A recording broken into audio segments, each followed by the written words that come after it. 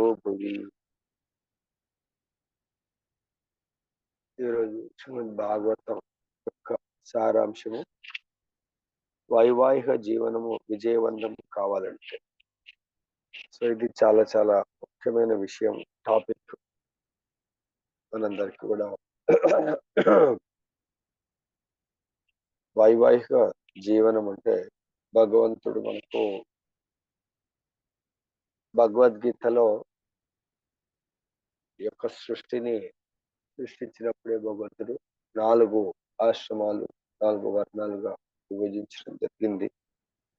4 వర్ణాలు చాతుర్వర్ణం మయాశిష్టం గుణకర్మ విభాగ. ఈ డివిజన్స్ అనేది మన యొక్క గుణాలు కర్మలను బట్టి భగవంతుడు డివైడ్ చేయడం జరిగింది. వర్ణాలు బ్రాహ్మణ, క్షత్రియ, వైశ్య, శూద్ర, ఇవన్నీ 4 వర్ణాలు. వర్ణాలు ఏం చేస్తాయంటే మన సొసైటీని నడిపిస్తూ ఉంటాయి. 4 ఆశ్రమం, అవేమో 4 వర్ణాలు సొసైటీకి సంబంధించి భగవంతుడు ఏర్పాటు చేశారు. 4 ఆశ్రమాలు అనేది ఒక మనిషి, సగటు మనిషి జీవితాన్ని 4 విభాగాలుగా విభజించారు. అదేమో సొసైటీని విభజించారు. ఇది మనిషి యొక్క జీవితము. సపోజ్ 100 years అనుకుంటే మొదటి పార్ట్ 4 పార్ట్స్ కాబట్టి మొదటి పార్ట్ బ్రహ్మచర్య, రెండవ స్టేజ్ గృహస్థ, మూడవ స్టేజ్ వానప్రస్థ, 4వ స్టేజ్ సన్యాసి. సో ఇవన్నీ కూడా 4 వర్ణాలు, 4 ఆశ్రమాలను ఎవరైతే చక్కగా అర్థం చేసుకొని పాటిస్తారో వాళ్ళ యొక్క వైవాహిక జీవితం సక్సెస్ఫుల్ గా ఉంటుంది. దీన్ని అర్థం చేసుకోకపోతే వాళ్ళ జీవితం విజయవంతంగా ఉంటుంది. మరి దీన్ని అర్థం చేసుకోవాలి అంటే దానికంటే ముందు శ్లోకంలో మనకు 13వ శ్లోకంలో బ్రహ్మదేవుడు చెప్తున్నారు. అంటే సృష్టికర్త, ఒరిజినల్ సృష్టికర్త కృష్ణ భగవానుడు, సెకండరీ భగవంతుడి ఆదేశానుసారము భగవంతుడి యొక్క ప్రత్యక్ష ఇన్వాల్వ్మెంట్ ఉంది. సో ప్రత్యక్ష ఇన్వాల్వ్మెంట్ ఇక్కడ బ్రహ్మదేవుడు. ఆ బ్రహ్మదేవుడు తన పుత్రులకు ఈ విధంగా గైడ్ చేస్తున్నాడు. బ్రహ్మదేవుడే తండ్రి, బ్రహ్మదేవుడే గురువు.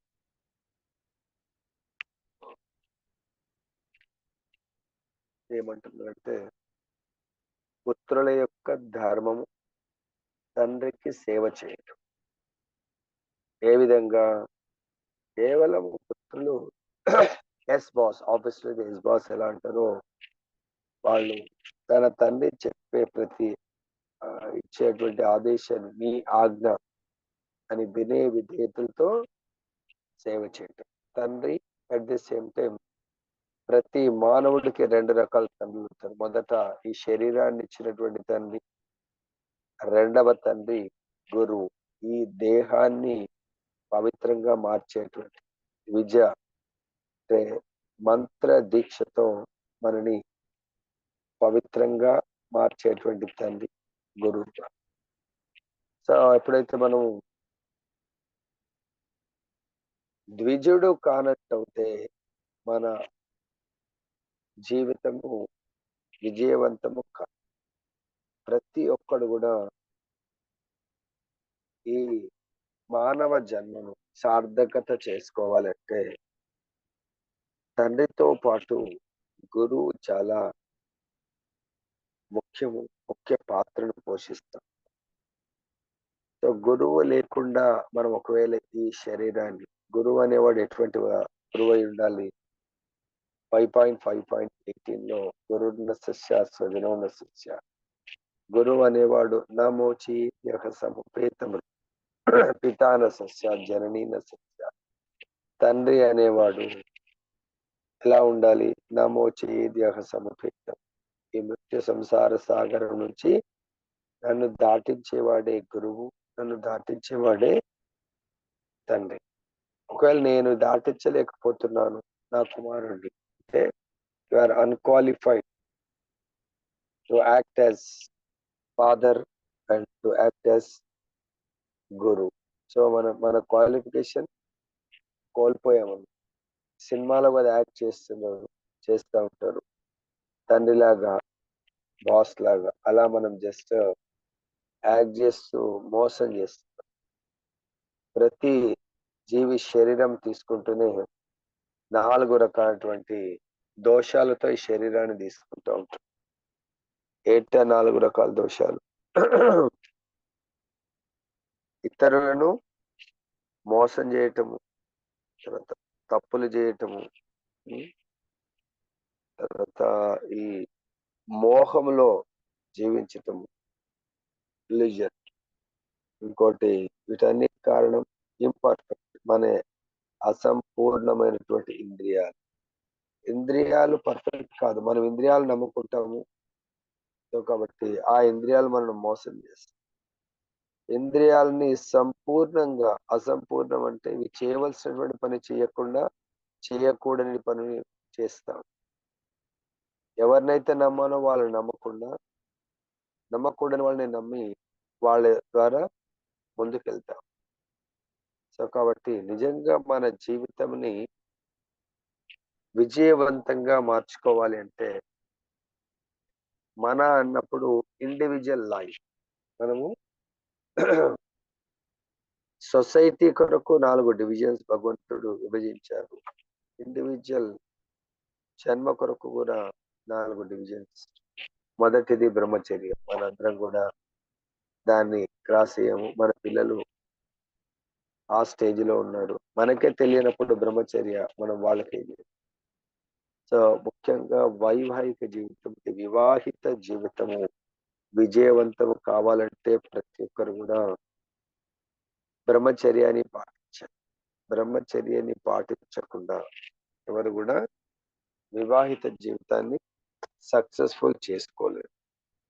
మరి మనది అయిపోయింది కదా ప్రభుజీ. ఎలా గృహస్థ జీవితంలో కూడా ఇప్పుడు మనం ఈ ఆధ్యాత్మికమైనటువంటి యజ్ఞాన్ని, ఏ యజ్ఞం దీన్ని, యజ్ఞాలు చాలా రకాలు ఉంటాయి. ద్రవ్యమయ యజ్ఞం, తర్వాత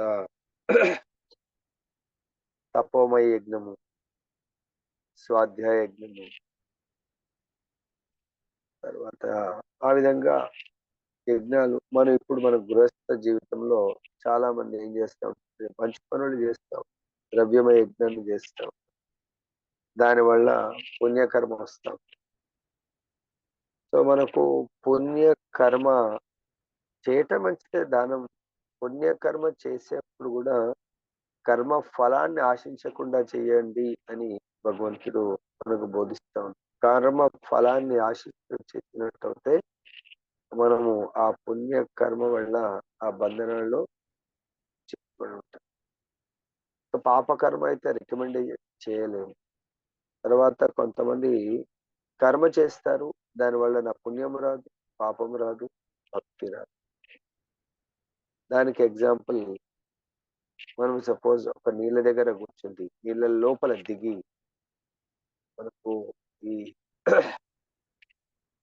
సగం హాఫ్ ఆఫ్ ద బాడీ నీళ్ళల్లో ఉంది, ఒక కర్ర తీసుకొని నీళ్ళని గట్టిగా కొడతా ఉంటాం 100 టైమ్స్ కొడతా ఉంటాం, అలసిపోయాం. దానివల్ల నా ఎవరికి మంచి జరగలేదు, చెడు జరగలేదు, కానీ మనం మాత్రం ఒక గంట సేపు అలసిపోయాం. అటువంటి కర్మ వల్ల ఎటువంటి ఫలితం రాదు, కానీ కర్మ అయితే జరిగింది. సో కాబట్టి ఇక్కడ మనకు అలానే వివాహిత జీవితంలో కూడా చాలా మటుకు మనం అటువంటి కర్మలే చేస్తాం. ఫర్ ఎగ్జాంపుల్, చాలా మంది ఆఫీస్ వస్తారు డబ్బులు సంపాదించడానికి. ఇంటికి వెళ్ళిన తర్వాత ఏదో ఒక సౌండ్ వైబ్రేషన్ కావాలని చెప్పేసి టీవీ ఆన్ చేస్తారు, కూర్చుంటారు. ఆ టీవీ దాంట్లోంచి మనం ఏం గ్రహిస్తామో ఏం కొత్తది. ఓవరాల్ గా పడుకునేటప్పటికి ఆ 1-2 అవర్స్ మనం ఏదో, లేకపోతే సీరియల్స్ ఏదో పెడతాం. అది మన నిజ జీవితానికి ఏమైనా పనికొస్తుందంటే హాయిగా ఉంటాం. ఆ నిద్ర కూడా నిద్ర రావడానికి కొరకు ఇంకేదో చేస్తాం. సో ఆ సమయం మనది ఆ రోజుకు వృధా అయిపోయింది. ఫస్ట్ థింగ్, వివాహిత సంబంధం ఎలా ఉండాలంటే కర్దమముని మనకు చాలా బెస్ట్ ఎగ్జాంపుల్ కర్దముని యొక్క తండ్రి డైరెక్ట్ బ్రహ్మదేవుడు. మరి ఆ బ్రహ్మదేవుడు ఆదేశానుసారము కర్దముని వివాహానికంటే తపస్సు చేస్తాడు. ఎందుకు? తను కూడా జన్మ కంటే ముందు జన్మ అయితే తీసుకున్నాడు. జన్మ తీసుకున్న తర్వాత ఈ మొత్తం శూన్యంగా కనబడ్డది. ఎక్కడ ఒక జీవి కాదు కదా, ఏమీ కనబడట్లేదు. అప్పుడు తామర కమలం పువ్వు పైన కూర్చున్నాడు. ఈ సృష్టి అంతా శూన్యంగా ఉంది. మళ్ళీ లోపలికి వెళ్ళాడు, బయటకు వచ్చాడు. అంత దొరకట్లేదు, ఎక్కడి నుంచి వచ్చాను అంటే ఆయనకు జిజ్ఞాస కలిగింది. నేను ఎవరు? నన్ను ఎవరు పుట్టించారు? ఎందుకు ఇక్కడికి వచ్చాను? ఏం చెయ్యాలి ఇప్పుడు? ఏమీ లేదు అని ఆ జిజ్ఞాస ఎప్పుడైతే కలిగిందో అప్పుడు ఆకాశవాణి ద్వారా 2 అక్షరాలు త, వ. అప్పుడు ఆయన 2 అక్షరాలంటే తను జిజ్ఞాసు కదా, తను ఎవరు, ఏంటి, తన తండ్రి ఎవరు అనే దాని కొరకు మెడిటేట్ తెలుసుకోవాలి. అని వేల సంవత్సరాలు తపస్సు చేస్తే అప్పుడు భగవంతుడి యొక్క సాక్షాత్కారం, భగవంతుడు జ్ఞాన బోధ చేస్తాడు. ఆయన ఎవరు? నీకు తండ్రి, నిన్ను సృష్టించింది. భగవంతుడు కూడా గుర్తుపెట్టుకోండి, త్రిగుణాలకు అతీతుడు. కానీ భౌతిక ప్రపంచంలో ఈ త్రిగుణాలతో కూడుకున్నదే ఈ భౌతిక ప్రపంచం. మరి ఆ త్రిగుణాలకు అధిష్టాన దేవత, ఆ త్రిగుణాలకు ఆశ్రయము ఎవరో ఒకరు ఉండాలి. కాబట్టి ఆ భగవంతుడే త్రిగుణాశ్రయం, త్రిగుణాలకు ఆశ్రయము అధిష్టాన దేవతలాగా సత్వగుణానికి విష్ణువు, సత్వగుణానికి లోబడి ఉండడు. సత్వగుణమే భగవంతుడికి లోబడుతుంది, ఆశ్రయం విష్ణువు. అదే భగవంతుడు బ్రహ్మలాగా ఎక్స్పాన్షన్. రజోగుణానికి ఆశ్రయం బ్రహ్మ, తమో గుణానికి ఆశ్రయం శివ. అంటే ఈ సృష్టిలో 3 రకాలైనటువంటి జీవులు తప్పకుండా జన్మించబోతున్నారు. ఆ జీవులు ఎవరిని ఆశ్రయించారు? దేని కొరకు జన్మిస్తున్నారు వాళ్ళు? కారణ గుణ సంగస్య సత్ అసత్ యోని జన్మ. వాళ్ళ జన్మకు కారణము పాస్ట్ లైఫ్ యొక్క కర్మలు. ఆ పాస్ట్ లైఫ్ యొక్క కర్మలకు కారణం గుణాలు. ఆ గుణాలకు కారణము సాంగత్యము. లాస్ట్ లైఫ్ లో ఎటువంటి సాంగత్యములో, ఎటువంటి గుణాలతో కూడుకున్నటువంటి కర్మలు చేస్తారో ఇప్పుడు ఆ కర్మ ఫలాన్ని అనుభవిస్తూ కొత్త కర్మలు చేయడానికి రాబోతున్నటువంటి జీవులకు భగవంతుడు 3 రూపాల్లో విస్తరిస్తారు. సత్వగుణంలో ఉన్న వాళ్ళు బై డిఫాల్ట్ విష్ణువును కొలుస్తారు. రజోగుణంలో ఉన్న వాళ్ళు బై డిఫాల్ట్ బ్రహ్మని ఆశ్రయిస్తారు. తమో గుణంలో ఉన్నవాళ్ళు భగవంతుడి యొక్క విస్తరణ పార్షల్ ఇస్తున్నటువంటి శివుడి దగ్గరికి, శివుడిని ఆశ్రయించి ఆ శివుడి దగ్గర తామసిక కోరికలను నెరవేర్చుకుంటారు. ఆ కోరికలతో వాళ్ళ జీవితాన్ని గడుపుతారు. ఇక్కడ మనకు చెప్తున్నారు ఏంటంటే వైవాహిక జీవితం సక్సెస్ఫుల్ గా ఉండాలంటే మనకు ఆచార్యులు కానీ భగవంతుడి యొక్క అవతారాలను కూడా మనం చూసుకుంటే మొట్టమొదటిగా ఉత్తమ భక్తులు ఎవరైనా మనకు కర్దముని 10,000 సంవత్సరాలు తపస్సు చేశారు. ఆయన కూడా వైవాహిక జీవితంలో ఎంటర్ కావాలని ఎందుకంటే తన తండ్రి చెప్పాడు, నువ్వు ప్రజోత్పత్తి, ప్రజలను ఉత్పత్తి చేయడానికి కొరకే నీకు జన్మ ఇవ్వడం జరిగింది. మరి ప్రజలను ఉత్పత్తి చేయాలంటే ఆహార నిద్ర భయమైతే సమన్యమిత్ర పశుమిత్ర. సో పశువుల్లాగా ఆహారం తినడానికి కొరకు, నిద్రించడానికి, మైతున సుఖాని కొరకు జన్మ తీసుకోలేదు. బ్రహ్మదేవుడు నా జన్మ ఎందుకు వచ్చింది, ఎవరిచ్చారు ఈ జన్మను, సో మరి నా యొక్క కర్తవ్యం ఏంటి అని తపస్సు చేశారు. ఆ తపస్సుకు భగవంతుడు మెచ్చి జ్ఞానాన్ని ఇచ్చాడు. అదే విధంగా తన కుమారులకు కూడా అదే బోధన చేశాడు. ఆయన తపస్సు చెయ్యి. కర్దమముని 10,000 సంవత్సరాలు తపస్సు భగవంతుడు యొక్క కృప వల్ల దేవహుతి భార్యగా లభించింది. దేవహుతి ద్వారా 9 మంది కుమార్తెలు లభించారు. తర్వాత స్వయం భగవంతుడే జ్ఞానాన్ని రాబోయే తరానికి జ్ఞానాన్ని, సాంఖ్య జ్ఞానాన్ని బోధించడానికి అవతరించడం జరిగింది. మరి ఎప్పుడైతే తపస్సు ద్వారా ఆయన గృహస్థ ఆశ్రమం, ఆశ్రమం అంటే మనందరికి తెలుసు మందిరం. గృహస్థ భార్య, భర్త, పిల్లలు ఉండే నివాసాన్ని గృహం అంటారు. దానికి భగవంతుడి యొక్క భక్తియుక్త సేవ ఏ గృహంలో అయితే యాడ్ అవుతుందో దాన్ని ఆశ్రమం అంటారు. గృహస్థ ఆశ్రమం. ఏ ఇంట్లో అయితే మనందరము గృహంలో ఉంటున్నాం. ఆ గృహానికి భగవంతుడి యొక్క భక్తియుక్త సేవ, యోగా అంటే యాడ్ అవ్వటం, యాడ్ కాదు, అది గృహమే. గృహ గృహము జైలుగా మారుతుంది. ఏ గృహానికైతే ఏ గృహమైతే గుడిగా మలుచుకుంటారో ఇంట్లో ఉన్న వాళ్ళందరూ, అది ఆశ్రమంగా. సో కాబట్టి ఆశ్రమంలో వైవాహిక జీవితం అనేది ఆనందదాయకంగా ఉంటుంది. ఏ ఇల్లైతే జైల్లాగా, అంటే భగవంతుడి యొక్క భక్తియుక్త సేవ లేనటువంటి ఇల్లు జైలు జీవితం. ఎప్పుడు టెన్షన్‌తో జీవితం.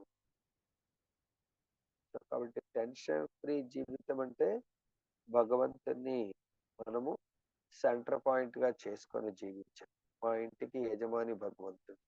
ప్రతి కార్యానికి భోక్త భగవంతుడు. గృహములో అందుగురించి మనకు వైవాహిక జీవితం, వివాహ జీవితము ని ఏమనేవాళ్ళంటే యజ్ఞం. ఇప్పుడైతే యజ్ఞాలు చేయట్లేదు. ఖచ్చితంగా పురోహితుడు ఉండవలసిందే. యజ్ఞం ఉండవలసిందే. సో యజ్ఞము సాక్షిగా అంటే ఆ యజ్ఞ పురుషుడి ప్రీత్యర్థము కొరకే వివాహ జీవితం. ఆయన యొక్క ఆనందాన్ని, ఎందుకు భగవంతుడు ఒక పురుషుడు, స్త్రీ అనేది వివాహ యజ్ఞం ద్వారా ఏకమవటం, కలవటం. అంటే వాళ్ళ జీవితాన్ని కలిసి జీవించడం. ఎందుకు వాళ్ళిద్దరు కలిసి జీవించాలంటే ఇక్కడికి వచ్చింది ధర్మ పత్ని. ధర్మ పత్ని, పత్ని ధర్మాన్ని, తన యొక్క ధర్మాన్ని తల్లి దగ్గర నేర్చుకొని భర్త దగ్గర ఆ ధర్మాన్ని, ఎట్లయితే జ్ఞానం విజ్ఞానం ధర్మాన్ని ఆ ఆ, నెలకొల్పటం. ఏ విధంగా భర్త అనేవాడు భగవంతుడి ప్రతినిధిలాగా, ఆయన ద్వారా ఒక స్త్రీ తనకు భగవంతుడు ఇచ్చినటువంటి వరాన్ని, సంతానాన్ని, భగవంతుడు అహం బీజ ప్రదాత. సో భగవంతుడే వెయిట్ చేస్తున్నటువంటి ఆత్మలను ఈ యొక్క ప్రపంచానికి తీసుకొని రావడం, ఆ ఆత్మలకు శరీరాన్ని ఇవ్వటం, ఆ ఆత్మలు తన పాస్ట్ లైఫ్ యొక్క కర్మలను అనుభవించాలని కోరుకుంటున్నా ఉన్నాయి. ఆ కర్మలకు భగవంతుడు ఈ వసతులు ఏర్పాటు చేస్తూ ఉంటాడు. భౌతిక ప్రపంచాన్ని, భౌతిక ప్రపంచంలో మరి వాళ్ళు అడుగు పెట్టాలంటే తల్లి తండ్రి కావాలి. కాబట్టి ఆ తల్లి తండ్రి అంటే పశు పక్షాది జన్మల్లో తల్లి తండ్రిగా పెద్ద వివాహ సంబంధం ఉండదు. 80 లక్షల జన్మల తర్వాత వాళ్ళు వాళ్ళ కర్మలను అనుభవిస్తూ, ఆ కర్మ ఇంకా లాస్ట్ అదే జన్మ లాస్ట్‌గా చేసుకోవడానికే భగవంతుడు మానవ జన్మని ఇవ్వడం జరిగింది. ఎవరైతే కోరుకుంటారో ఇంకా నాకు మళ్ళీ జన్మ అంటూ ఉండకూడదు. ఎందుకు ఉండకూడదు? జన్మ మృత్యు జరా వ్యాధి దుఃఖ దోష అనుదర్శ. అప్ టు పశువుల జన్మ వరకు మన యొక్క జన్మ దుఃఖాలనిస్తుంది అనేది తెలియదు. కేవలం మానవ జన్మలో మాత్రమే తెలుసుకునే అవకాశం ఉంటుంది. ఈ జన్మ ఎంత దుర్భరమైంది. మరి మానవ జన్మ తెలుసుకోవడానికి నా జన్మ చాలా ఈ భౌతిక ప్రపంచంలో జన్మ తీసుకోవడంతోనే 4 క్లేశాలు, 3 త్రివిధ తాపాలతో జీవితం నడుస్తాం. త్రిగుణాలతో కూడుకున్నటువంటి జీవితం. ఈ త్రిగుణాల్లో బందీగా జీవిస్తున్నాను. బంధ విముక్తుడిగా నేను జీవించాలి అనే జ్ఞానాన్ని శాస్త్రాల ద్వారా మనం తెలుసుకోవచ్చు. గురువు అనే తండ్రి, శాస్త్రం అనే తల్లి ద్వారా మనం తెలుసుకున్నట్టయితే తెలుసుకోవటమే కాదు, తెలుసుకొని మన జీవితాన్ని ఉద్ధరించుకోవచ్చు. ఈ ఒకే జన్మ లాస్ట్ జన్మగా చేసుకోవాలనుకుంటే ఫస్ట్ థింగ్ తల్లి, తండ్రి పెళ్లి చేసుకోక ముందే వాళ్ళిద్దరు కూడా గర్ధముని ఎలా తపస్సు చేశారు, ఆ విధంగా దేవహూతి, ఈవెన్ స్వయం భగవంతుడు కూడా అవతరించినప్పుడు రామచంద్రుడు గురువుకు మర్యాదలు ఇస్తాడు. గురువు ఆజ్ఞానుసారం జనక మహారాజ్ దగ్గర వెళ్ళి ధనస్సుని ఎత్తడం జరిగింది. కానీ శుభకార్యం, కళ్యాణం అనే శుభకార్యము ఇక మనం ప్రారంభిద్దాము అన్నప్పుడు రామచంద్రుడు తన తండ్రి తల్లి లేకుండా నేను మ్యారేజ్ చేసుకోలేదు, వాళ్ళ ఒప్పందం మీదకెళ్ళే చేసుకుంటానని చెప్పి. అంటే స్వయం భగవంతుడు గురువుకు మర్యాద ఇచ్చాడు, తల్లి తండ్రికి కూడా మర్యాద పురుషుడు. అప్పుడు దశరథ మహారాజు రావడం జరిగింది. సో దశరథ మహారాజు యొక్క ఆజ్ఞానుసారం కళ్యాణం చేసుకోవడం. అక్కడ చూడండి, గురువుకు వివాహ సంబంధం కూడా గురువు ద్వారా కొంతవరకు, తల్లి తండ్రి ద్వారా నేను కొత్త ఆశ్రమంలో ఎంటర్ కాబోతున్నప్పుడు దాన్ని వాళ్ళు కూడా మర్యాద గౌరవిస్తారు. సో ఇక్కడ మనము ప్రతిదీ కూడా భగవత్ ప్రీత్యర్థము చెయ్యాలి. మానవ జన్మ తీసుకున్నప్పుడు ధర్మోహితేశో అధికో విశేషో, ధర్మాన్ని పాటించడమే మానవుల యొక్క లక్ష్యం. లైక్ ఇద్దరు ధర్మపత్ని, ఆమె తన యొక్క భర్తను ఆ వివాహం అనే యజ్ఞంలో స్వీకరించాడు. భర్త కూడా భార్యను స్వీకరించాడు. దేని కొరకు అవో తీసుకోవడము, నన్ను నమ్ముకొని వచ్చినటువంటి ఈ భార్యను ఈ ఒకే జన్మలో భగవద్ధామము చేర్చాలి అనే జ్ఞానం అతనికి ఉండాలి. భార్యకు కూడా నా యొక్క లక్ష్యము భర్త ద్వారా భగవంతుని సేవిస్తూ భగవద్ధామము చేరుకోవాలి. ఈ లోపల మనకు ఈ శ్లోకంలో చాలా అద్భుతంగా వివరిస్తా ఉన్నారు ఏ విధమైనటువంటి చైతన్యంతో మనం జీవించాలి. బ్రహ్మదేవుడి యొక్క ఇన్స్ట్రక్షన్స్ చూద్దాం.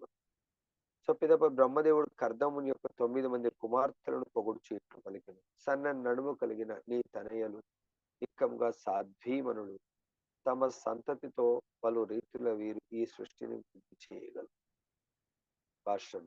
సృష్టి ఆరంభమున బ్రహ్మదేవుడు దాదాపుగా జన అభివృద్ధి కార్యములోని మునిగి కర్దముని 9 మంది చక్కని కుమార్తెలను కలిగి ఉండుటను గాంచి వారి ద్వారా పెక్కుమంది సంతానము భౌతిక జగత్తు యొక్క క్రియాశీలక కర్మల బాధ్యతను స్వీకరించినట్టుగా కలగగలరని అతడు ఆశించాడు. కనుకనే కర్దముని తనయలను కాంచి అతడు ముదమంది సుమధ్యమ అనగా సౌందర్యవతి స్త్రీ యొక్క చక్కని తనయ అని భావం. నడుము సన్నముగా ఉన్నచో స్త్రీ గొప్ప సుందరి అయినట్టు భావింపవచ్చు. కర్దముని కుమార్తెలందరూ అదే సౌందర్య లక్షణం. ఇక్కడ బ్రహ్మదేవుడు కర్దముని యొక్క కుమార్తెల గురించి వర్ణిస్తా ఉంటుంది. ఎందుకంటే ఆయన గొప్ప తపస్వి, ఆయన భార్య కూడా ధర్మపత్ని, ఆమె కూడా చాలా గుణవంతురాలు, సౌందర్యాన్ని కలిగి ఉన్నటువంటిది దేవకుడి. వాళ్ళిద్దరికి కూడా చక్కని కుమార్తెలు జన్మించారు. సో వాళ్ళ ద్వారా ప్రజోత్పత్తి కలగగలదు, ధర్మాత్మలు రాగలరు ఈ సృష్టి. కొంతమంది ధర్మాత్మలు కూడా రావచ్చు, కొంతమంది దురాత్మలు కూడా రావచ్చు. కశ్యప దానికి ఎగ్జాంపుల్. కశ్యప మునికి 2 భార్యలు, దితి అది. అదే కశ్యప ముని ధర్మాత్ముడు, గొప్ప ముని అయిన ఋషి. మరి ఆయన నుంచి అందరూ వచ్చారు. రాక్షసులు, దానవులు వచ్చారు, దేవతలు కూడా వచ్చారు. దానవులు రావడానికి కారణము, దేవతలు రావడానికి కారణం జ్ఞానం రావడానికి కారణం ఏంటి?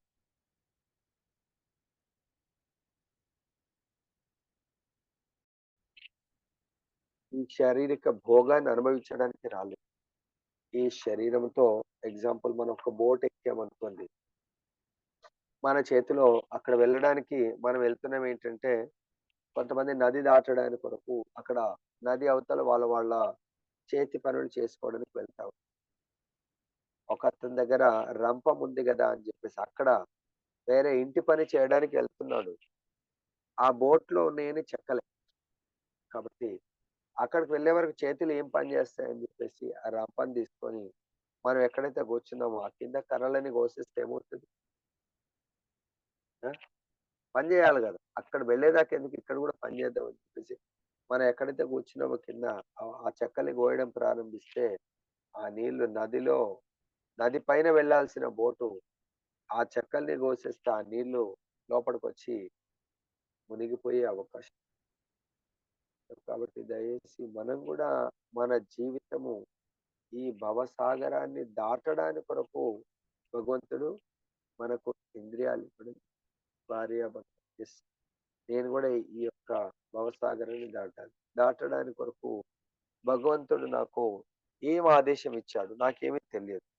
భగవంతుడు మనకు 9.27లో చెప్తున్నారు. యత్ కరోషి యదశ్నాసి యజ్జుహోషి దదాసి యత్ తపస్యసి కౌంతేయ తత్ కురుష్వ మదర్పణం. ఓ కౌంతేయ, భగవంతుడు చెప్తున్నాడు కుంతి పుత్రుడైనటువంటి అర్జునుడికి, నీవు ఏది వర్ణించినను, ఏది భుజించినను, ఏది హోమం చేసినను, ఏది దానమొసిగినను, ఏ తపస్సును ఆచరించను, వాటన్నిటిని కూడా నాకు అర్పణముగా కొననింపు చేయండి. అంటే మన జీవితంలో భార్యాభర్తలు కలిసి ఎంతో కష్టపడి పని చేస్తా ఉన్నాం. పిల్లల కొరకు గాని, ఏది చేసినా కూడా, ఏది దానం ప్రతిదీ ఈ చేతుల ద్వారా ఏది చేసినా, మన ఇంద్రియాలు కళ్ళ ద్వారా, మన ఇంద్రియాల ద్వారా ఏది చేసినా కూడా అది భగవత్ ప్రీత్యర్థమైనదిగా మాత్రమే చేసినట్టయితే మనం చాలా సులభంగా ఈ భవసాగరాన్ని దాటగలుగుతాం.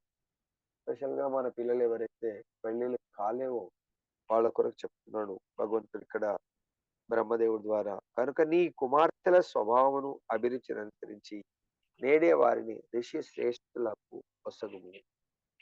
ఇక్కడ కొంతమంది అభీష్టము కుమార్తెల స్వభావము అభిరుచిని అనుసరించి నేడే వారిని ఋషి శ్రేష్ఠులకు ఒసగమనడే తప్ప ఎవడు పడితే వాడికి ఒసగమని చెప్పలేదు. అదే మన పిల్లలు కూడా నాన్న నా ఇష్టం ఉన్న భాగవతం కూడా చెప్తుంది కదా, నా ఇష్టం ఉన్న వాడిని చేసుకుంటాను. అదే లవ్ జిహాద్. అదే వాడికి ధర్మం లేదు, వాడికి ధర్మాచరణ లేదు, వాడు మానవుడు అసలు ఇంతకు. ఉం? ఎటువంటి వాడు అది చూసుకోవాలి. వాళ్ళ స్వభావము 9 మంది ఋషులు రెడీగా ఉన్నారు, నీ కుమార్తె 9 మంది. వాళ్ళ యొక్క రుచి ఎటువంటి వాళ్ళు కూడా ఒక్కొక్క ఆ 9 మంది కూడా చాలా ఉత్తమ పురుషులే వాళ్ళు. కాకపోతే ఒక్కొక్కరికి ఒక్కొక్క అతన్ని చూసి ఇష్టమని పేరు చెప్పారు. సో ఋషి శ్రేష్ఠులు అంట సంబంధం అబ్బాయిలకు అబ్బాయిలైన అమ్మాయిలకు ఋషి శ్రేష్ఠులు అన్నప్పుడు మనం ఏం చేస్తున్నాము? ఋషి శ్రేష్ఠులు అంటే ఇక్కడ మీనింగ్ ఏంటిది కవిత మాతజీ? తప్పు చేయడం వల్ల ఎగ్జామ్ బీటెక్ లో ఫెయిల్ అయ్యాను. ఇంకా ఎవరో ఒక గురువు గారు గాని టీచర్ గాని మంచి మోటివేట్ చేయడం వల్ల నెక్స్ట్ ప్రమోట్ అయితే అయ్యాము. ఆ ఫెయిల్ అయిన సబ్జెక్టులని అద్భుతంగా రాశాను. ఇంకా మళ్ళీ వెనకకు తిరిగి చూడలేదండి. ఫెయిల్ మనమే తెలిసే ఫెయిల్ అయ్యాము. రాయలేదు కాబట్టి ఫెయిల్ అయ్యాము. అలానే లాస్ట్ లైఫ్ లో నేను చేసిన కర్మ ఫెయిల్ అయ్యాను కాబట్టి ఇప్పుడు మళ్ళీ పాస్ అయ్యింటే గోలోకంలో ఉండేది, వైకుంఠంలో ఉండేది. కాబట్టి ఆ ఫెయిల్ అయిన సబ్జెక్ట్‌లో ప్రిపేర్ అవుతూ నెక్స్ట్ జీవితాన్ని మళ్ళీ ఎప్పుడు కూడా ఫెయిల్ గాకుండా చూసుకోవాల్సిన ధర్మము నాది. మరి అది చేయాలంటే భగవంతుడు భగవద్గీతలో చెప్పిన విధంగా ఓకే. ఈ ఫెయిల్ అయిందని భగవంతుడు నేను కేర్ తీసుకుంటాను. డోంట్ వరీ అంటున్నాడు. నువ్వు ఏదైతే లాస్ట్ లైఫ్‌లో ఫెయిల్ అయ్యావో దాన్ని పాస్ చేయడానికి నేను చూసుకుంటాను. దాని గురించి ఎక్కువ టెన్షన్ పడకు. కానీ నేను చెప్పినట్టు చెయ్యు. నేను చూసుకుంటాను నీ ఫెయిల్, పాస్ అని చెప్పేసి ఏ శ్లోకంలో చెప్పాడు భగవంతుడు భగవద్గీతలో? నువ్వు ఏం చేస్తే నువ్వు ఇది చెయ్యు, మిగతాది నేను చూసుకుంటాను అన్నాడు. ఏంటి ఆ శ్లోకం అది? 18.66 గురూజీ. 18.66 9.22. నేను చూసుకుంటాను. అనన్య చింతయంతో మాం ఏ జనః పరిపాసతే ఏ జనః పరిపాసతే తేషాం నిత్యాభియుక్తానాం యోగక్షేమం వహామ్యహం. ఈ యోగక్షేమాలు అది థియరీ. మరి నిజంగా ప్రాక్టికల్ గా ఎంతమందికి విశ్వాసం ఉంది? ఇందాక నేను అడిగిన ప్రశ్నకు ఏమంటారు మీ అమ్మాయిల్ని మీ అబ్బాయిల్ని అంటే, ప్రయత్నం చేయాలా చూడాలా అంటున్నారు. చూడాలా అనుకున్నప్పుడు సరే చూడండి అని భగవంతుడు అంటాడు. ఫస్ట్ మనకు విశ్వాసం ఉండాలా. మన పిల్లలు తయారు చేస్తే జైని శ్రీనివాస్ ప్రభు ఇందాక చెప్పిన ఋషుల్ని పంపిస్తాడు. ఋషుల్ని రెడీ పెట్టాడు సంబంధం కొరకు. బ్రహ్మదేవుడు ఈయనేం వెతకట్లేదు. 9 మంది ఋషులు రెడీగా ఉన్నారు.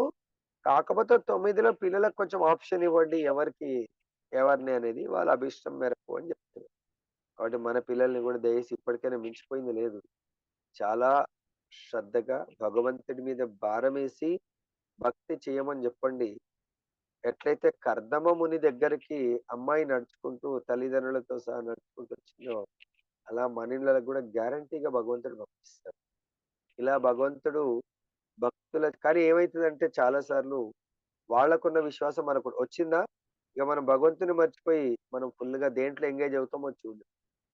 తద్వారా నీ యశస్సును విశ్వమంతటి వ్యాపింపజేసుకో. అలా చేసి నీ కీర్తి యశస్సు అంటే భగవంతుని యొక్క షడ్విభూతుల్లో ఇది ఒకటి. నీ యశస్సు విశ్వమంతా కూడా వ్యాపించింది కదా. మరి సాక్షాత్ కపిల భగవానుడు అని పేరు గుర్తురాగానే కర్దముని గుర్తొస్తుంది. కర్దముని యొక్క కుమారుడు అని గుర్తు. నెక్స్ట్ భాష మరీచి, అత్రి, అంగీరుడు, పులస్త్యుడు, పులకుడు, కట్టువు, భృగువు, వశిష్ఠుడు, అథర్వుడు అను వారిని 9 మంది ప్రధాన ఋషులు. వారందరూ అత్యంత ప్రధానులైనట్టు వారు. కర్దముని తన 9 మంది కుమార్తెను వారి వసగవలనని బ్రహ్మదేవుడు కోరు. సో ఇక్కడ కర్దమునికి బ్రహ్మదేవుడికి రిలేషన్ ఏంటి? బ్రహ్మదేవుడు కర్దమునికి తండ్రి మరియు గురువు.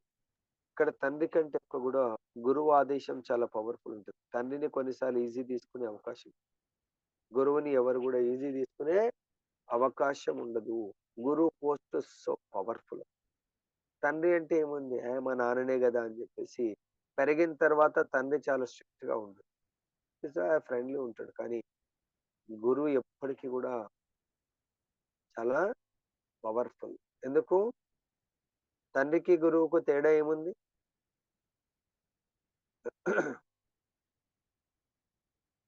గురువు సాక్షాత్ భగవంతుని యొక్క ప్రతినిధి. గురువు గారు మనని భగవద్ధామాన్ని చేర్చగలడు. గురువు గారు భగవంతుడి యొక్క పాద పద్మ ఆశ్రయాన్ని. గురువు గారు నిత్య నిరంతరము మనకు భౌతిక దుఃఖాల నుంచి ఆధ్యాత్మిక సుఖాన్ని ప్రసాదించగలడు. దేని ద్వారా? గురువు గారి పాద పద్మాల దగ్గర భగవంతుడి యొక్క సేవాదములు. ఎప్పుడు భగవంతుడి యొక్క సేవ ఉంటుంది, తండ్రి దగ్గర ఉంటుంది. ఒకవేళ తండ్రి భక్తుడైతే ఓకే వెళ్ళండి, ఒకవేళ తండ్రి భక్తుడు కాదనుకోండి, తండ్రి ఈవెన్ భక్తుడైనా కూడా తండ్రి కొంతవరకే గురువులాగా యాక్ట్ చేసి తర్వాత ఇతర ఆధ్యాత్మిక ఆచార్యుని ప్రసాదిస్తాడు. భక్తి వినోద్ ఠాకూర్ ఆయననే ఉత్తమ భక్తుడు, ఉత్తమ ఆచార్యుడు. కానీ తన కుమారుడికి మొత్తం వెల్ ట్రైన్ చేసి ఇంకొక గురువు దగ్గర ద్విజుడుగా కమ్మని పంపించాడు.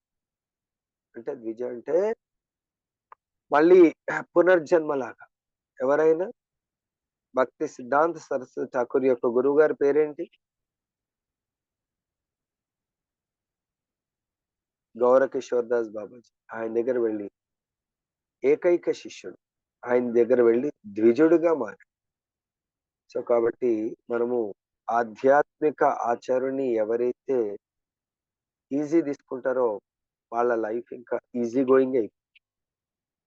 వాళ్ళ లైఫ్ భగవంతుడికి ఈజీ గోయింగ్ అంటే మాయకు దగ్గరగా ఉంటుంది, భగవంతుడికి దూరంగా ఉంటుంది. కాబట్టి ఇక్కడ యథాశీలం మరియు యథారుచి అనే 2 పదములు ఇచ్చే ప్రధానముగా ఉపయోగించబడ్డాయి. అనగా ఆ కుమార్తెలను గుడ్డిగా కాక వారి స్వభావము అభిరుచిని అనుసరించి తగిన ఋషికి వసగవలనని భావం. చూడండి, తగిన ఋషి అంటున్నాడు. తగినటువంటి ఎవడు పడితే వాడు ధర్మం లేదు, మతం లేదు, ఏమీ లేని వాడికి ఫస్ట్ థింగ్ మన అమ్మాయిలు సెలెక్ట్ చేసుకోకూడదు. మన అబ్బాయిలు సెలెక్ట్ ఈ శ్లోకం ఈ యొక్క సారాంశం విని అర్థం చేసుకుంటే వాళ్ళు కూడా అలా పిచ్చి పిచ్చిగా సెలెక్ట్ చేసుకోరు. వాళ్ళు కూడా మనకు ఇష్టం ఉన్నట్టుగా మీరు చేస్తారా లేకుంటే నన్ను చేసుకోమంటారా అనే మాట రాదు. మరి మన అమ్మాయిలు వినాలి కదా! ఈ టైంకి అసలు లేచిండ్రో లేవలేదో ఏంటో పరిస్థితి తెలీదు. ఈ శ్లోకం అన్నా చదువుకోమని చెప్పాడు. ఋషులంటే భగవంతుడి యొక్క భక్తిమయ జీవితంలో తన జీవితాన్ని కొనసాగించేవాడు. ప్లస్ ఫస్ట్ థింగ్ ఒకవేళ భక్తులకు మనం ఇవ్వాలనుకున్నప్పుడు ఆయన యొక్క లక్ష్యము, ఆయన గోల్ కనుక్కోవాలి. ప్రభుజీ మీ గోల్ ఏంటి? మీ యొక్క లాస్ట్ శ్వాస వరకు కృష్ణ భగవానుని సేవించడమేనా? కృష్ణుడి కొరకే అణువణువు తప్పించడము, ఆ, అనుక్షణము భగవత్ సేవలో నియుక్తం అవ్వడం కొరకు మీ లైఫ్ త్యాగం చేస్తామంటే మా అమ్మాయిని ఇవ్వగలము. లేదంటే మీ భౌతిక భోగాల కొరకైతే నేను ఏదో నా అంతవస్య డ్రెస్ కోడ్ వేసి సండే సండే అలా వెళ్ళడం కాదు. మన గృహాన్ని గుడిగా మలుచుకోవడంలో మీకు ఇంట్రెస్ట్ ఉందా? ఈ దేహాలను దేవాలయంగా మార్చుకోవడం ఇంట్రెస్ట్ ఉందా? అదేవిధంగా ప్రతిదీ లైక్ ఎట్లయితే మనం భుజించే దగ్గర నుంచి యజ్ఞశిష్టాశిరస్సుతో చేస్తారు. మనం భుజించే ప్రతిదీ భగవంతుడికి యజ్ఞ రూపంలో అర్పించేది. చేసే ప్రతి కర్మ భగవంతుడి కొరకు అర్పించేది. ఇక ప్రతిదీ మనం వాడేది ఇది. ఇప్పుడు ఆఫీస్ లో మనం ఒక్కసారి వచ్చామంటే ప్రతిదీ అఫ్కోర్స్ అన్ని ఆఫీసులు ఉండకపోవచ్చు. స్పెషల్ గా క్యాష్ కౌంటర్ లో కూర్చున్నారు అనుకోండి ఎవరన్నా బ్యాంక్, అక్కడ వచ్చే ప్రతి డబ్బు బ్యాంకుదని తెలుసు. వెళ్ళే డబ్బు ప్రతి రూపాయి కూడా బ్యాంకు నుంచి వెళ్తుందని తెలుసు. ఆయన వచ్చేప్పుడు చాలా డబ్బు నేను తీసుకొని కౌంట్ చేశానని పక్కకు వేసుకోడు. డబ్బు వెళ్ళిపోతుంది, అరే ఇంత డబ్బు ఇవ్వాలన్నా కొంత డబ్బు తప్పిద్దామని అనుకోడు ఆయన. ఇది బ్యాంకు కొరకు డబ్బు వస్తుంది, బ్యాంకు కొరకు డబ్బు పోతుంది. ఇక్కడ నేను బ్యాంకు డబ్బు అంటే ఆయన దాచుకున్న డబ్బు అడుగుతున్నారు కాబట్టి బ్యాంక్ ఇస్తుంది. దాచుకోవడానికి వచ్చాడు కాబట్టి అది బ్యాంక్ లో నిల్వ చేయాలి అని ఎవరైతే అనుకుంటారో ఆయనకు బ్యాంక్ శాలరీ ఇస్తుంది. అదేవిధంగా ఈ దేహముకున్నటువంటి ప్రతి ఇంద్రియము మనకు అంబరీష్ మహారాజ్ జీవిత చరిత్ర ఎగ్జాంపుల్. ప్రతి ఇంద్రియము భగవత్ సేవ కొరకు భగవంతుడు నాకు ప్రసాదించాడు. కళ్ళున్నాయి, ఎంతో మంది గుడ్డి వాళ్ళు ఉన్నారు. వాళ్ళ జీవితమే లైఫే అంధకారంగా ఉంటుంది. ఎంతో మంది అవిటి వాళ్ళు ఉన్నారు, అంటే 2 కాళ్ళు లేనోళ్ళు 1 కాళ్ళు, వాళ్ళ జీవితము నడక లేకుండా ఉంటుంది. అలా చెవిటి వాళ్ళు ఉన్నారు, ఏమీ వినబడదు.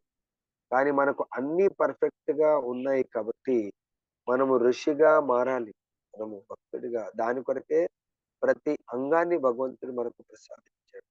ఒకవేళ ఏ అంగంనైనా మనం భగవత్ సేవకు వినియోగించినట్లయితే నెక్స్ట్ లైఫ్ మనం దాన్ని కోల్పోయే అవకాశం. అర్థమైంది? స్త్రీ పురుషుల జంటను తయారు చేసిన కళ అది. స్త్రీ పురుషులను కేవలం మైథున సుఖ భావనలో జత కూర్చరాదు. మేల్ ఫిమేల్ ఆపోజిట్ సెక్స్ వాళ్ళిద్దరిని ఒక్కటి చేస్తున్న పెళ్లి అనే తంతు. ఇక మనకు లైసెన్స్ వచ్చింది కదా అని చెప్పేసి చాలా మంది పెళ్ళైన నెక్స్ట్ డేనే ఎక్కడికి బుక్ చేస్తారు? తల్లిదండ్రులు బుక్ చేస్తారు. చాలా సంతోషంగా వెళ్ళండి, బాహ్య ప్రపంచాన్ని మర్చిపోయి మీరు ఫుల్గా ఇంకా ఆ వారం 10 రోజుల్లో మాకు గుడ్ న్యూస్ ఇవ్వాలి. ఇది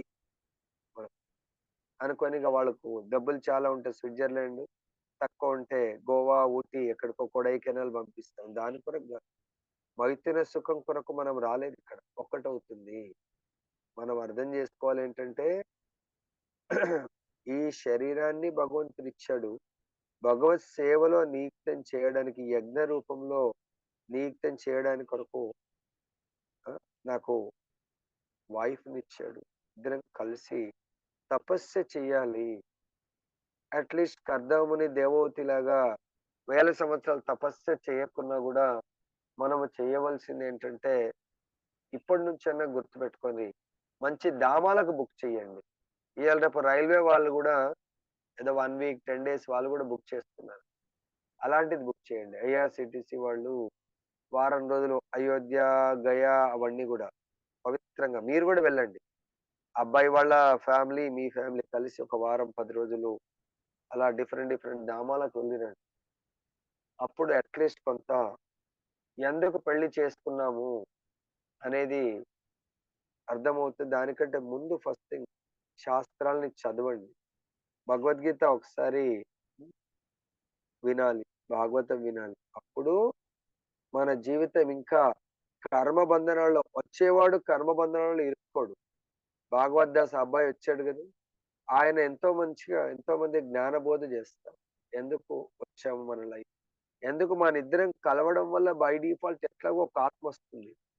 ఆ ఆత్మ మనని చాలా దుఃఖించే ఆత్మలు వెయిట్ చేస్తా ఉంటాయి. ఎందుకంటే మన యొక్క ప్రారబ్ధ కర్మలు, సంచిత కర్మలు మనని ఇబ్బంది పెట్టడానికి రెడీగా ఉన్నాయని. ఇంతకుముందు కూడా ఆల్రెడీ దానికంటే ముందే అందు గురించే మన అమ్మాయి, అబ్బాయి యొక్క గురువుని ఎవరో ఒకళ్ళు ప్రామాణికమైనటువంటి ఆధ్యాత్మిక ఆచార్యుల దగ్గర శరణాగతి పొందేట్టుగా చెయ్యండి. ఎవరైతే నిజంగా ప్రామాణిక ఆధ్యాత్మిక ఆచార్యుడికి శరణాగతి పొందుతారో, ఆ యొక్క గురు కృప వల్ల మన అబ్బాయి, అమ్మాయి నిజంగా వాళ్ళ చెడు కర్మ ఏమన్నా ఉంటే, అది వాళ్ళని శిక్షించకుండా భగవంతుడు కాపాడుతాడు. ఇప్పుడు 18.66 సంపూర్ణ శరణాగతి పొంది అప్పుడు పెళ్లి చేసుకుంటే భగవంతుడు ఏమంటున్నాడు? సర్వధర్మాన్ని అన్ని ధర్మాలు వదిలేసి కేవలము ఏకైక లక్ష్యము కృష్ణ భగవానుడు.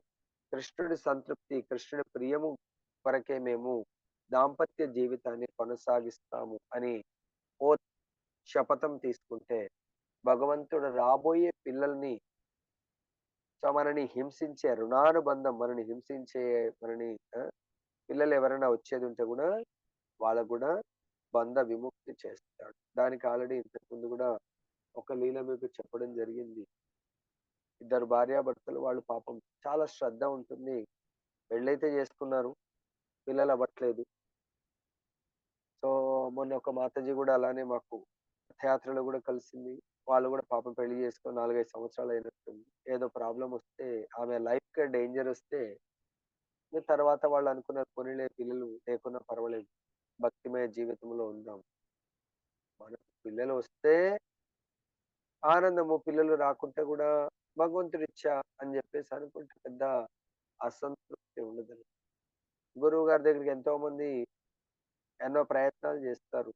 తర్వాత వాళ్ళ ఊరికి ఒక గురువు గారు వస్తే ఆ గురువు గారి దగ్గరికి వెళ్ళి కోరుకుంటారు, గురువు గారు ఆ సేవ చేస్తారు. తర్వాత గురువు గారిని అడుగుతారు, గురువు గారు చాలా కాలమైంది, సంతానం లేదు, సో మాకు సంతాన ప్రాప్తి కలిగించండి. గురువు గారు చెప్తారు, చూస్తారు వీళ్ళ యొక్క జాతకం అది చూసి పాపం మొదటి 2 కుమారులు వాళ్ళని హింసించే కుమారులు, వాళ్ళ చిత్రహింసలకు గురి చేసే కుమారులు, వాళ్ళ కర్మలు, ప్రారబ్ధ కర్మలు. గురువు గారు అంటే అది చెప్పలేడు కదా గురువు గారు.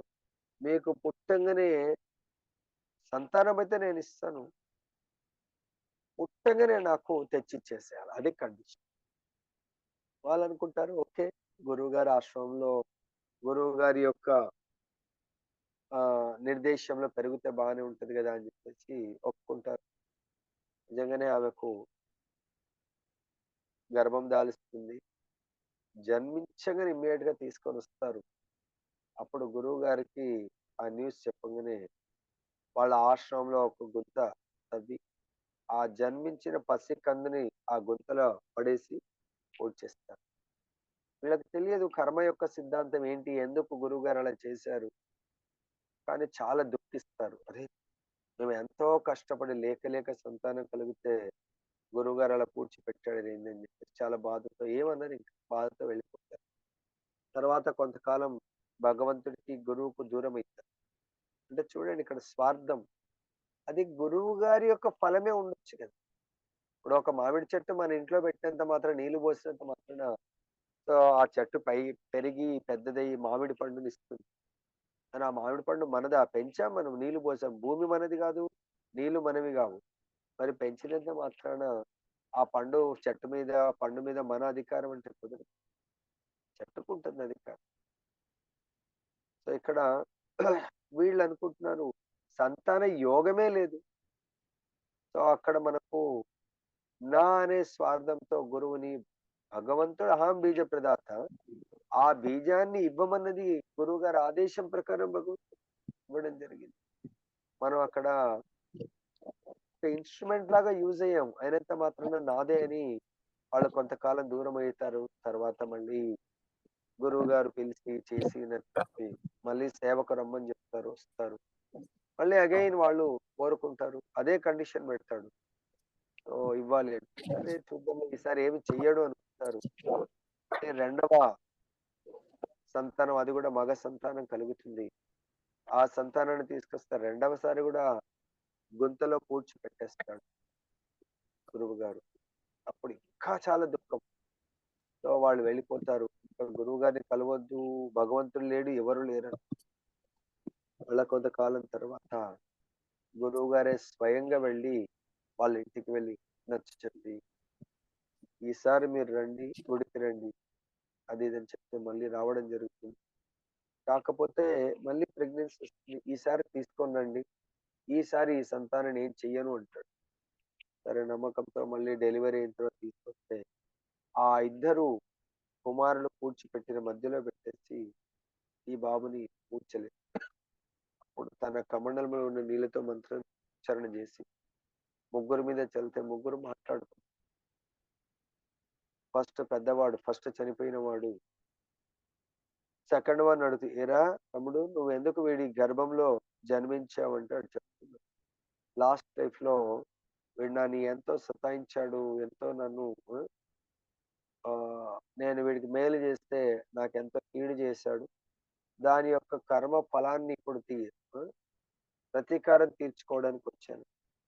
అదే విధంగా రెండవ వాడు మొదటి వాడిని అడిగినప్పుడు వాడు కూడా అదే చెప్తాడు, నాకెంతో నా ఫ్యామిలీ లైఫ్ ని అంతా కూడా చాలా చిందరవందరంగా చేశాడు, జీవితం అంతా అడుక్కునేట్టుగా చేశాడు. అందుగురించి ఈసారి వీళ్ళిద్దరు హాయిగా ఉన్నారు కదా, వీళ్ళ జీవితం కూడా భార్యాభర్తలు తల్లిదండ్రులను విడగొట్టి చాలా చేద్దామని వచ్చాను. కానీ అదే ఇద్దరు కలిసి మూడవ వాడిని అడుగుతారు, ఎరా అంటే నాకు లాస్ట్ లైఫ్ లో, అంటే ఆయనది ఒక లైఫ్, ఎన్నో లైఫ్లు ఉంటాయి కదా, సో నాకు ఎంతో రుణానుబంధం ఉంది, ఎంతో మేలు చేశాడు, ఆ మేలుని ఈ విధంగా రుణాన్ని తీర్చుకుందామని వచ్చాను. సో ఆ లైఫ్ లో నాకు ఎట్లయితే ప్రభుపాద్ పార్క్ లో ఇంట్లోంచి వెలివేస్తే ఎలా ప్రభుపాద్ వాళ్ళని చేరదీసి భక్తిమయ జీవితంలో, అలా నాకు భక్తిమయ జీవితంలో ఎంతో తోడ్పాటు చేశాడు. అందు గురించి ఈ లైఫ్ లో వాళ్ళని ఇంకా భక్తిలో ముందుకు తీసుకెళ్ళడానికి కొరకు వాళ్ళని పోషించి వాళ్ళని చేయడానికి వచ్చాను. అప్పుడు వాళ్ళకి అర్థమై, అంటే ఒకవేళ ఆ ఇద్దరి సంతానాన్ని గురువు గారు పూడ్చిపెట్టకపోతే మా జీవితం ఎంత దుర్భరంగా మారేది. సో గురువు గారు మమ్మల్ని ఆదుకున్నాడు. గురువు గారు ఈ ఇద్దరితో ఉన్న రుణానుబంధాన్ని ఆయన వాళ్ళని పూడ్చిపెట్టడం వల్ల వాళ్ళు అనుభవించవలసినటువంటి ప్రారబ్ధ కర్మని గురువు గారు పూడ్చిపెట్టేశారు. దీనికి భగవద్గీతలో ఏ శ్లోకం టాలీ అవుతుంది? భగవంతుడు చెప్పాడు, భగవంతుడు స్వయంగా చేయొచ్చు, గురువు ద్వారా చేయొచ్చు. ఏ శ్లోకం అవుతుంది? ప్రారబ్ధ కర్మ మొత్తాన్ని సమాప్తం చేశాడు, చెడు ప్రారబ్ధ కర్మ. అదే మంచిని భగవంతుడు కాపాడాడు. ఏ శ్లోకం? మళ్ళీ 18.66 అప్లై అవుతుంది గురూజీ. మనము గురువుకి శరణాగతి పొందినా కూడా భగవంతుడికి శరణాగతి పొందినా కూడా రెండు ఒకటే కదా Guruji. Hare Krishna. Very good, very nice. అదేం చేశాడు? వాళ్ళ యొక్క రుణానుబంధం ప్రారబ్ధ కర్మ, చెడు కర్మని సంపూర్ణంగా తొలగిస్తున్నట్టు కదా భగవంతుడు. సర్వధర్మాన్ పరిత్యజ్య మామేకం శరణం వ్రజ, నాకు శరణ పొంది. అంటే ప్రతిసారి భగవంతుడి కాదు, భగవంతుడి యొక్క శుద్ధ భక్తుల రూపంలో కూడా భగవంతుడు రావచ్చు. శరణాగతి పొందితే మోక్షం. మంచి భక్తుడు, ఉత్తమ సంతానాన్ని కాపాడాడు గురువు గారు, చెడు సంతానాన్ని పూడ్చిపెట్టాడు.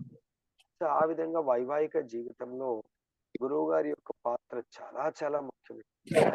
పాత్రతే గురువు గారికి ఏదో మన దగ్గర డబ్బులు ఉన్నాయని, లేకుంటే ఇంకేదో గురువు గారిని భౌతిక వస్తువులతో భౌతికంగా ఏదో ఆయనని చాలా మంది అలా అనుకుంటా ఉంటారు. గురువు గారిని అతిథి సత్కారాలతో లేకుంటే మర్యాదలతో ఏదో ఆయనని వశీభూతం చేసుకోవచ్చు. నిజమైన భక్తుడు మన యొక్క ఆడంబరాలకు, మన యొక్క చిక్కులకు, దానికి మనము ఆయనని మనం చెప్పినట్టుగా వినిపించుకోవాలని ఎవరికైనా కాన్షియస్ ఉంటే మాత్రం దయచేసి దాన్ని పక్కన పెట్టండి. ఓకే. ఇంకేమంటున్నాడు ఇక్కడ? స్త్రీ పురుషుల జంటను తయారు చేసిన కళ ఇది. స్త్రీ పురుషులు కేవలం మైథున సుఖభావనలో జత కూర్చరాదు. దానికి ఎన్నో విషయాలు, ముఖ్యంగా స్వభావమును, అభిరుచిని పరిగణింపవలసి ఉంది. స్త్రీ పురుషుల స్వభావము, అభిరుచులు ఒకదానితో ఇంకొకటి జత కూడనిచో ఆ జంట సుఖింపజాలదు. 40 ఏళ్ల కిందటను హైందవ వివాహంలో యువతీ యువకుల స్వభావమును, అభిరుచిని పరిశీలించి తెలిపి వివాహమునకు అనుమతించని వారు. ఇరువురి తల్లిదండ్రుల నేతృత్వమందే అది జరిగింది. యువతీ యువకుల స్వభావమును, అభిరుచిని జాతకరీత్యా నిర్ణయించి అవి కలిసినప్పుడే ఇరువురి జాతకము సరిగ్గా సరిపోయినది. కావున వీరికి వివాహము చేయవచ్చును అంటూ నిర్ణయం చేయతడివారు. ఇతరమగు విషయములు ఈ సందర్భమున అప్రధానమైనవిగా భావింపబడింది. సృష్టి ఆరంభమున కూడా బ్రహ్మదేవునిచే అదే పద్ధతి ఉపదేశింపబడింది. కనుకనే అతడు స్వభావం మరియు అభిరుచిని అనుసరించి నీ కుమార్తెను ఋషులకిచ్చి పెళ్లి చేయమని పలికాడు. అంటే ఇక్కడ ఇప్పుడు జాతకాలు మన పిల్లలందరూ కూడా కొట్టిపారేస్తే ఏం జాతకాలు, ఇది సృష్టి ఆరంభం నుంచి కూడా వస్తుంది. భక్తుల దాంట్లో ఎవరో ఒకరు భక్తుడికి ఇచ్చేయమని చెప్పట్లేదు. దాంట్లో కూడా భక్తుల్లో కూడా జాతకాలు కలిస్తే, అవన్నీ కలిస్తే దాని ప్రకారము భక్తి పట్ల ఆయన వేషాధరణ ఉందా, ఇంటర్నల్ గా ఇంట్రెస్ట్ ఉందా లేదా, అది చూసి మన పిల్లలకు మంచి భక్తిమయ జీవితము ప్రసాదించాడు. జ్యోతిశాస్త్ర గణన ప్రకారము మనుజుడు దైవీ గుణ సంపన్నునిగానో లేదా దానవ గుణములు కలిగిన వాడుగానో విభజింపబడు. ఆ రీతిగానే తగిన జంట ఎంచుకోబడదు. దైవీ గుణములు కలిగిన కన్యను దైవీ గుణములు కలిగిన వరునికి ఒసగవలెను. దానవ గుణము కలిగిన కన్యను అటువంటి నైజం వరునికి కట్టబెట్టవాలి. అప్పుడే వారు కలిసి జీవించగలరు. కానీ కన్య దానవ గుణము కలదిగా నుండి వరుడు దైవీ గుణము కలవాడైనచో ఆ జంట పొందిక కాగలదు. అటువంటి వివాహంతో వారు సుఖంగా ఉండజాలరు. సమయం నందు యువతీ యువకులకు గుణ స్వభావాలను పట్టించుకుని వివాహం జరుగుతున్నప్పుడు దాదాపు అవన్నీను దుఃఖకరములుగా తయారై విడాకులకు దారితీస్తాయి. కాబట్టి సింపుల్, మన అమ్మాయికి ఒక దానవ గుణం ఉంది, అబ్బాయి చాలా సత్వగుణంలో ఉన్నాడు. అప్పుడు వాళ్ళ జీవితం, ఈమెమో దానవ గుణం అంటే ఎప్పుడు కూడా దితిలాగా సతాయిస్తూ ఉంటుంది. భోగాలను ఎంజాయ్ చేయాలంటుంది. ఆయనకేమో భౌతిక భోగాలు ఇష్టం, ఆధ్యాత్మిక భోగాలు ఇష్టం. అంటే ఆధ్యాత్మిక ఆనందం, టెంపుల్కి వెళ్ళటం. చాలా మంది అలానే విడాకులు జరుగుతాం. సో ఇక్కడ అది చూసి ఓకే, మన కర్మానుసారంగా అటువంటి అమ్మాయి వచ్చింది, వినట్లేదు. మనకి అక్కడ అర్థం ఏం చేస్తాడు, పెళ్ళి అయిపోయిన తర్వాత హరే కృష్ణ తన యొక్క వానప్రస్థ జీవితం తను గడపడానికి సిద్ధమవుతాం. ఆ విధంగా వాళ్ళ కోరికకు చిన్నప్పటి నుంచే పెంచాలా వాళ్ళని. ఓకే, ఇప్పటికైనా ప్రయత్నం చేయండి, లేదు అనుకుంటే లేదంటే వేరే ఒక భక్తిని మనం బలి తీసుకున్నట్టు. కాబట్టి మన అమ్మాయి గుణాలు ఎలా ఉంది, ప్రయత్నం చేయండి. సో వాళ్ళు భక్తిమయ జీవితంలోకి వస్తే చాలా సంతోషం. వచ్చిన వాళ్ళని ఆ భక్తుడికి ఇవ్వకండి, లేకపోతే ఈమె జీవితం పాడే రోజు దుఃఖాన్ని అనుభవిస్తాం. ఈ కలియుగమునందు వైవాహిక జీవనము కేవలం మైత్ర సుఖం కొరకే అంగీకరింపబడినని శ్రీమద్ భాగవతపు దశమ స్కందమున భవిష్యత్తు పలకబడి. సో కలియుగం ఏంటంటే చాలా దుర్భరమైనటువంటి కలహాలు, ద్వేషాలతో కూడుకున్నటువంటి యుగం కాబట్టి కలియుగం. దీంట్లో భగవంతుడు మనకు భాగవతంలో కూడా బోధించడం జరిగింది కలియుగం యొక్క స్వభావం ఏంటంటే. కలియుగం అంటే కలర్ దోష నిధిరాజన్ అస్తి మహాన్ కీర్తనాదేవ కృష్ణస్య సంకల్పన. కలియుగము దోషాలతో కూడుకున్నది. సో కాబట్టి ఈ కలియుగంలో స్పెషల్ గా అవతరించడానికి ఈ దోషపూరితమైనటువంటి కర్మలతో కూడుకున్న ఆత్మ మాత్రమే జన్మ తీస్తుంది. ఆత్మలు కూడా కేటగిరీస్ ఉంటాయి. సత్యయుగంలో ఎటువంటి ఆత్మలు జన్మ తీసుకోవాలి, త్రేతాయుగంలో ఎటువంటి, వాళ్ళ కర్మలు అలా ఉంటాయి, గుణకర్మలు అక్కడ తీసుకుంటాయి. కలియుగంలో ఇప్పుడు బీటెక్ చదివిండు, ఎంటెక్ చదివిన వాడు కూడా కానిస్టేబుల్ అవుతాడు, అటెండర్ అవుతాడు. ఎందుకంటే ఆయన కర్మ అట్లా. అదే మామూలు డిగ్రీ బిఏ చదివిన వాడు కూడా ఐఏఎస్ అవుతాడు. ఆయన దగ్గర పిహెచ్డి చదివినోడు అటెండర్ లాగా ఉంటాడు. అంటే ఆయన కర్మ అలా ఉంది. సో కాబట్టి ఇప్పటికైనా తెలుసుకొని కలియుగంలో మైత్ర సుఖం కొరకే పెళ్లిళ్ళు చేసుకుంటాం. ఇంకా అది కూడా కొంతమంది అయితే ఫ్రీ ఫారిన్ కంట్రీస్ లో కలిసి వితౌట్ మ్యారేజ్ కలిసి జీవిస్తాం. అది కలియుగం యొక్క స్వభావం. యువతి యువకులు మైథునమునందు ముదము నొందినంతనే వివాహం చేసుకుంది, కానీ దాని యందు ఏమాత్రం కొరత కలిగిన వెంటనే విడిపోదు. ఈ కల్చర్ మనకు కూడా మన సనాతన ధర్మంలో కూడా తీసుకురావడానికి ప్రయత్నం. ఎప్పటి వరకు ఈ మైథున సుఖం ఒక ఏజ్ వచ్చిన తర్వాత అది స్వచ్ఛమైనది ఉండదు కదా. అదైతే పక్షుల్లో కూడా మనము ఆ జంతువు ఆ పక్షి రూపంలో కూడా ఎంతో అనుభవించాం, కానీ ఆ జ్ఞానం లేదు. ఇప్పుడు అదే మనము ఆ వాసనని కొనసాగిస్తా ఉంటే నెక్స్ట్ లైన్ పావురము గంటకు ప్రపంచ 60-70 సార్లు మైత్ర సుఖానందం. దానికంటే మనం గొప్పగా కాబట్టి అదే జీవితం అంటే మళ్ళీ అగైన్ మనము శునక మార్జాలంలో వాళ్ళ స్త్రీ పురుషుల కలయికే గాని నిజమైన వివాహం కాదు. ఓన్లీ వివాహం అనే పేరుతో కేవలం మైత్ర సుఖం కొరకైతే మన జీవితం వృధా అవుతుంది. కనుకని నవీన కాలపు సంతానం నిజంగా మానవులు కాదు, కేవలం మైత్ర సుఖం కొరకే జీవించి ఆ విధంగా పిల్లల్ని కంటే అది మానవ జీవితం కాదు. వాళ్ళు మానవులు కాదు. మానవులు ఎప్పుడవుతారు? ధర్మోహిషో, ధర్మాన్ని పాటించడానికి కొరకు మనము వివాహం చేసుకోవాలి. తర్వాత ఆ వివాహము ద్వారా గర్భధాన సంస్కారం అంటే భగవంతుని వేడుకోవాలి. స్వామి మీరు మా ఇద్దరికి సంతానం ఇవ్వాలి అనుకుంటే కేవలము భగవద్భక్తుల్ని ప్రసాదించండి. ఆ భగవద్భక్తులని మేము పెంచి పెద్ద చేసి మీ సేవలో యత్కరోసి యజ్జుహోసి మీ సేవలో నియుక్తమవుతాము. ఎప్పటి వరకు? వాళ్ళు గృహస్థ జీవితం తీసుకోగానే మేము వానప్రస్థ జీవితం తీసుకొని మీ మీ యొక్క సేవలో సంపూర్ణంగా నియుక్తమై మా జీవితాన్ని ధన్యం చేసుకుంటాము అనే చైతన్యంలో మనం మ్యారేజ్ చేసుకోవాలి. మానవులైన వారు ద్విజులై ఉండవలను. ప్రతి మానవుడు ద్విజుడై ఉండాలి. ద్విజుడు అంటే ఏంటి? అది నిజమైన ఏర్పాట్లు భగవంతుని యొక్క అది యజ్ఞం. కలవటం అనేది కూడా యజ్ఞం. భగవంతుని యొక్క ఆహ్వానం. భగవంతుడే మనకు ఈవెన్ సంతానము కలగాల వద్దా అనేది కూడా భగవంతుడి కృప వలన ఉంటుంది. భగవంతుడే ఆ బీజాన్ని ప్రసాదం. అదేవిధంగా మన జన్మకు మన తల్లిదండ్రులు ఈ జన్మనిస్తే మన జన్మ ఉద్ధరణ జరగాలంటే ఉత్తమ భక్తుడు, ఉత్తమ గురువు నుంచి మనకు దీక్ష ప్రదానం కావాలి. కానీ ఈ రోజుల్లో దీక్ష అనేది కేవలం నేమ్ సేక్, టైటిల్ సేక్ అవుతుంది తప్ప దానివల్ల ద్విజుడు కాలేము. ద్విజుడు అంటే భగవంతుడి ఆజ్ఞగా గురువు ఆజ్ఞను పాటించేవాడు నిజమైన ద్విజుడు. ఒకవేళ గురువు ఆజ్ఞను ధిక్కరించిన వాడు అతను ద్విజుడు కాదు కదా, ద్విజ బంధువు కూడా కాలేడు. కాబట్టి దయచేసి గుర్తుపెట్టుకొని మనం ఇది చాలా మంది అలా అలాంటి దీక్షలు వృధా అయిపోతాయి తప్ప దానివల్ల ఫలితం ఉండదు. మానవులైన వారు ద్విజులై ఉండవలను.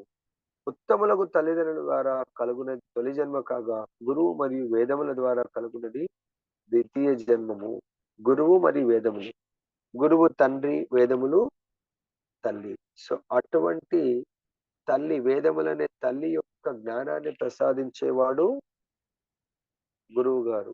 మరి ఆ జ్ఞానాన్ని తీసుకొని విజ్ఞానం అంటే ప్రాక్టికల్ అప్లికేషన్ అనేది చాలా ముఖ్యమైనది. మొదటి తల్లిదండ్రుడు ఈ జగత్తులో జన్మను కలిగించగా, గురువు మరియు వేదములు రెండవ తల్లిదండ్రులు కాగలరు.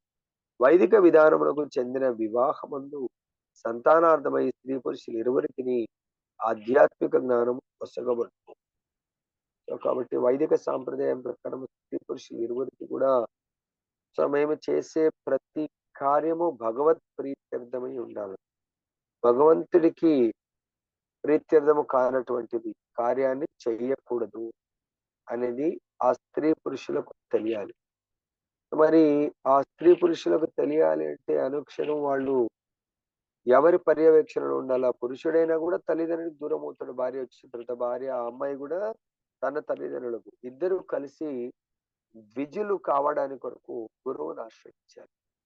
గురువు అనే తండ్రి, శాస్త్రం అనే తల్లిని ఆశ్రయించినప్పుడు వాళ్ళ జన్మ సార్థకత అవుతుంది. వాళ్ళ ఇంట్లో జన్మించబోయే పిల్లల యొక్క జన్మ కూడా సార్థకత అవుతుంది. ఎప్పుడు? సబ్జెక్ట్ కండిషన్ మనకు లాస్ట్ శ్లోకంలో చెప్పారు చూడండి. ప్రాణం లాగా మనకు 13వ శ్లోకంలో ఇక్కడ ఒక దగ్గర ఎక్కడ ఉంది? తండ్రి గాని గురువు గాని ఏది ఆజ్ఞాపించను మీ ఆజ్ఞ అని ఎట్టి వాదము లేకుండా గ్రహించాలి. సో గురువు గారి ఆజ్ఞను ఉన్నారా విజయ్ కుమార్ ప్రభుజీ? లైన్ లో ఉన్నారా మా విజయ్ ప్రభుజీ? రోజు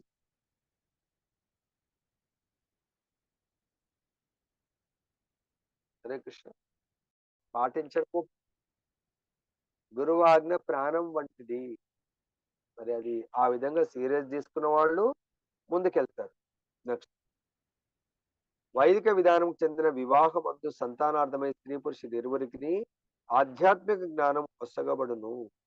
సంతానార్థమై వారు కలిసేటి సమయమైన ప్రతిదీ సూక్ష్మ పరిశీలనతోనూ శాస్త్రీయంగాను నిర్వహింపబడును. సో కాబట్టి ఇప్పటికైనా తెలుసుకోండి, మనందరు పిల్లలకు మ్యారేజ్ చేయబోతున్నారు. మ్యారేజ్ చేసినప్పుడు మరి ప్రతిదీ కూడా మ్యారేజ్ కంటే ముందు వాళ్ళు అద్భుతంగా ప్రిపేర్ అవ్వాలి.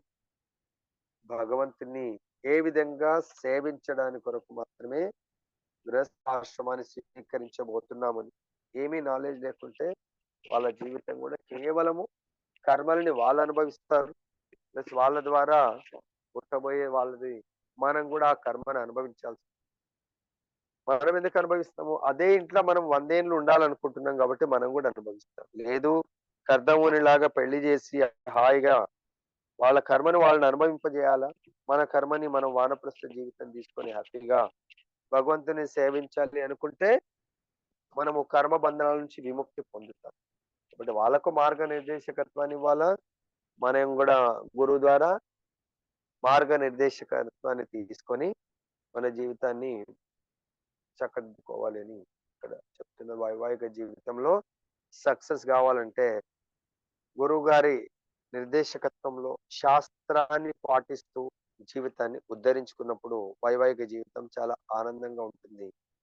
గురువు నిర్దేశకత్వంలో శాస్త్ర ప్రకారం జీవించకపోతే దుర్భరంగా మారుతుంది. విజయవంతము ఫెయిల్యూర్ అనేది. ఓకే, ఇంతటితో మనం ముగిద్దాం. ధృతరాష్ట్రం భాగవతం की जय, श्री राधारमन लाल की जय, जगन्नाथ बलदेव सुभद्रा महारानी की जय, गौर निताई भगवान की जय, जगत गुरु श्री प्रभुपाद की जय, श्री श्रीपाद जय। गुरु महाराज की